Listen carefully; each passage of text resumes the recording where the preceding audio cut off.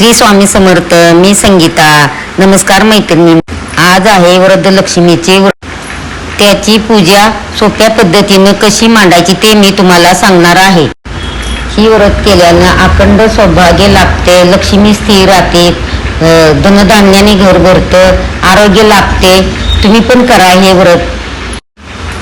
हे व्रत केलेले चांगले असते. तुमच्या पण आयुष्यात चांगल्या गोष्टी घडतील.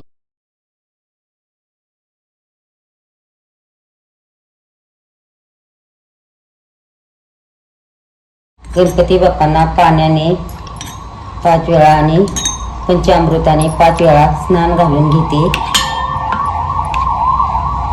नंतर पाण्याने घालते. नंतर स्वच्छ पुसून घेते गणपती बाप्पांना. नंतर अक्षदा ठेवते.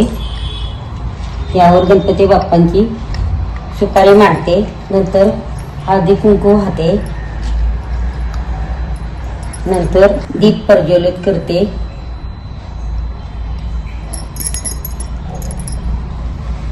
हळदी कुंकू वाहते. नंतर कलश पूजन. वरदलक्ष्मीचं घरात सुख समृद्धी आरोग्य नांदावे. नंतर लक्ष्मीची मूर्ती स्वच्छ पाण्याने पुसून घेते. नंतर हळदी कुंकू लावते. नंतर लक्ष्मीची थोडे तांदूळ करते. नंतर हार घालून घेते.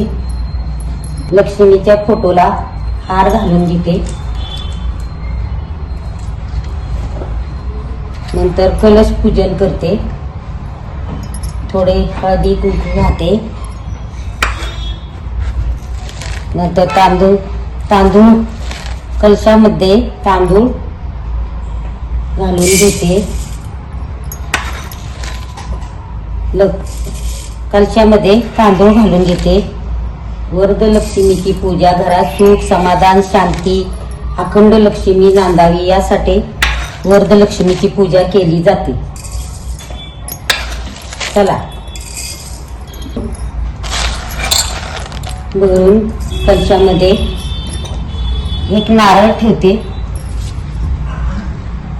त्यांना हळदी कुंकू लावून घेते लक्ष्मीला. नंतर कलशावर ठेवते. गेज वस्त्र घालून घेते लक्ष्मीला.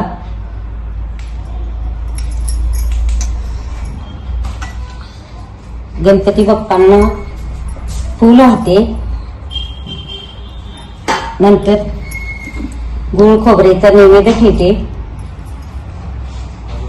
लक्ष्मीला गजरा घालून घेते.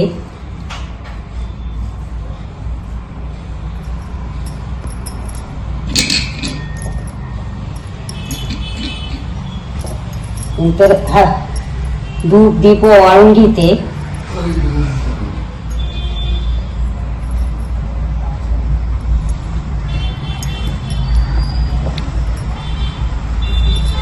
नंतर गणपती बाप्पांना ओवाळून घेते. लक्ष्मीला ओवाळून घेते. वरदलक्ष्मीचे उपवास करत्या.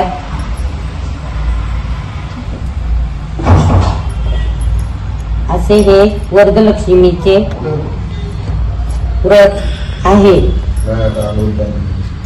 वरदलक्ष्मीचा मंत्र म्हणून घ्यायचा. ओम लक्ष्मी नमः, ओम लक्ष्मी नमः. तुम्हाला जे कुठला मंत्र येत असेल ते वरदलक्ष्मीचा मंत्र तुम्हाला जे कुठला येत असेल ते तुम्ही म्हणा. ओम लक्ष्मी नमः, ओम लक्ष्मी नमः, ओम लक्ष्मी नमः, ओम लक्ष्मी नमः, ओम लक्ष्मी नमः, ओम लक्ष्मी असा हा मंत्र आहे. अखंड लक्ष्मी नांदावी. आपल्या घरात सुख समाधान नांदावं, घर धनधान्याने भरावे यासाठी वरदलक्ष्मीचे व्रत करतात.